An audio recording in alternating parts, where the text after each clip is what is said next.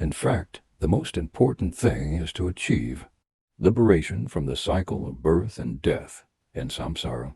This is also why the Buddha did not place great importance on topics related to the material world.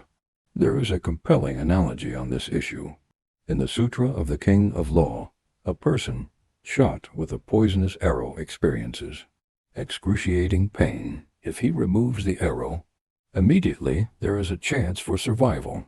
However, if he delays and instead focuses on the material aspects of the arrow, such as where the bamboo for the shaft came from, which bird's feather was used for the fletching, or who shot the arrow, he may die before the arrow is removed.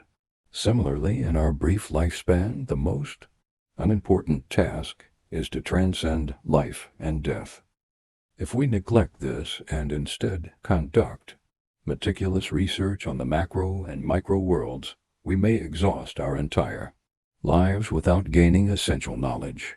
Similarly, within the vast ocean of knowledge, we should choose and receive what is most beneficial to ourselves, the teachings of the Four Noble Truths: suffering, its origin, its cessation, and the path